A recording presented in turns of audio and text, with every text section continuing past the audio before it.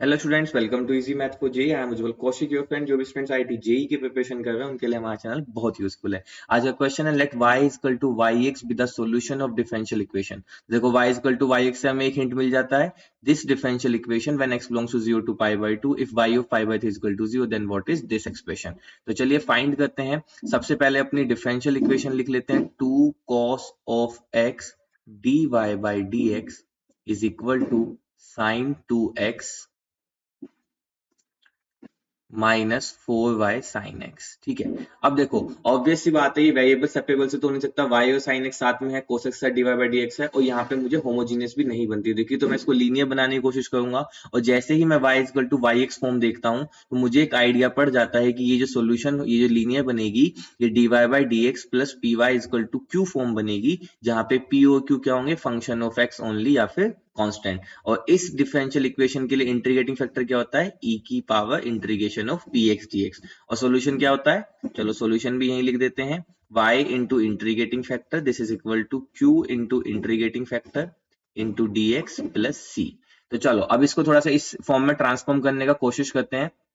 सबसे पहले यहाँ पे मुझे y की टर्म दिख रही है, तो मैं इसको इधर ले आता हूँ, तो ये हो जाएगा 2 cos x dy by dx plus 4y sin x। क्योंकि देखो मुझे यहाँ पे क्या करना होता है, पी वाई, एक y की टर्म चाहिए होती है, इसलिए मैं इधर में इस वाले y को देखते हुए इधर ले आया, और यहाँ पे आपका बच गया sin 2x, तो इसको लिख सकते हैं 2 sin x cos x। अब क्या कीजिए, 2 cos x से डिवाइड कर दीजिए, तो जैसे ही मैं 2 cos x से डिवाइड करूंगा तो यहाँ पे तो बच जाएगा सिर्फ dy बाई dx, यहाँ पे बच जाएगा 2। अब देखो sin x upon cos x, तो यहाँ पे बच जाएगा 10x, और ये बच जाएगा आपका इंटू वाई,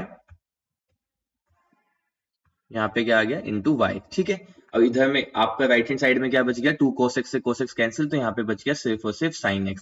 तो ये आपकी एक लीनियर आ गई dy by dx plus P Y equal to Q form की। तो अब इसका इंटीग्रेटिंग फैक्टर निकाल लेते हैं, तो इंटीग्रेटिंग फैक्टर क्या होगा, e की पावर पी dx, तो यानी कि 2 tan x dx। अब हम जानते हैं इसका इंटीग्रेशन क्या होता है, log sec x। log की प्रॉपर्टी यूज करेंगे तो ये होल स्क्वायर में चला जाएगा, और होल स्क्वायर मोड को कैंसिल कर देगा, तो सिर्फ sec स्क्वायर x बन जाएगा। अब हम जानते हैं a की power logarithm of b with base a, इसकी वैल्यू b होती है। अब आप यहाँ से a को e से रिप्लेस करो, यहाँ पे नेचुरल लॉग होता है, तो ये नेचुरल लॉग है, तो यहाँ से आपके पास क्या बच जाएगा, सिर्फ और सिर्फ sec स्क्वायर x। तो इंटीग्रेटिंग फैक्टर क्या आ गया आपका, sec स्क्वायर x। तो चलिए अब हम यहाँ से सोल्यूशन कैलकुलेट कर लेते हैं। तो सोल्यूशन क्या होगा, y इंटू इंटीग्रेटिंग फैक्टर, तो इंटीग्रेटिंग फैक्टर है sec square x, this is equal to q है sin x, into integrating factor क्या है, sec स्क्वायर x, और यहाँ पे आ गया आपका dx प्लस में आ गया c। तो ये हो गया y into sec square x this is equal to, अब देखो इसको क्या लिखते हैं, 1 अपॉन कोस स्क्वायर लिखते हैं, और साइन अपॉन कोस को हमने tan x लिख लिया, इंटू इसको sec x लिख लिया। ठीक है, dx प्लस सी। नहीं समझ में आया तो देखो sec x है, sec स्क्वायर x है, तो sec स्क्वायर x को हमने दो पार्ट में ब्रेक किया, एक sec x लिखा और एक sec x लिखा। इस sec x को 1 अपॉन cos x लिख लिया, तो sin अपॉन cos tan बन गया, और ये वाला sec x as it is आ गया। ठीक है, चलो अब हम जानते हैं ये किसका इंटीग्रेशन होता है, sec x tan x का इंटीग्रेशन क्या होता है, sec x होता है, तो यहाँ पे आ गया आपका sec x और प्लस में आ गया कांस्टेंट c। अब यहाँ से अगर मैं कंडीशन देखूं initial, y of pi by 3 is equal to 0, तो इस कंडीशन को रख लेते हैं, y of pi by 3 is equal to 0, तो यहाँ से आ गया 0, this is equal to cos और sec ऑफ पाई बाई 3, तो यानी कि 1 upon cos of pi by 3, और पाई बाई 3 कितना होता है 1/2, तो ये आ जाएगा 2, तो दिस इज 2 प्लस c, तो यहाँ से c की वैल्यू आ गई माइनस का 2। तो c की वैल्यू यहाँ पे पुट कर देते हैं, तो ये हो गया आपका y इंटू, यहाँ से क्या हो गया y into sec square x this is equal to sec x, और y x c की वैल्यू आ गई माइनस का 2। अब देखो इसको थोड़ा और सिंप्लीफाई करें, तो हम इसको कहते हैं sec स्क्वायर x को इधर भेज देते हैं, तो 1 अपॉन sec स्क्वायर x बच जाएगा, उसको हमने cos x लिख दिया, और ये हो गया माइनस का 2 cos स्क्वायर x। ठीक है, अब हमें वैल्यू किसकी फाइंड करनी थी, हमें वैल्यू फाइंड करनी थी y of pi by 4 and y dash of pi by 4।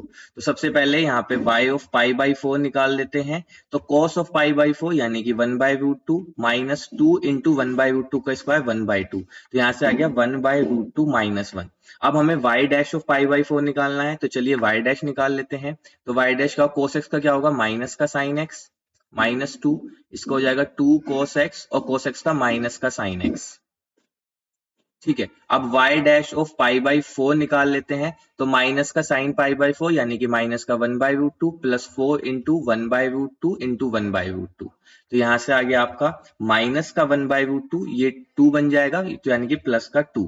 ठीक है, तो हमारे पास y dash of pi by 4 भी आ गया, y ऑफ पाई बाई 4 भी आ गया। अब हमें क्या करना है, इन दोनों को ऐड कर देना है, तो y dash of pi by 4 plus y of pi by 4, ये क्या हो जाएगा, माइनस का 1/√2 प्लस 2 प्लस में 1/√2 माइनस 1, तो इससे कैंसिल, 2 में से 1 गया 1, and that is our right answer. I hope you are able to understand the video. If you have still doubt, you can ask to me into the comment box. Thank you very much. Please subscribe the channel. Be happy.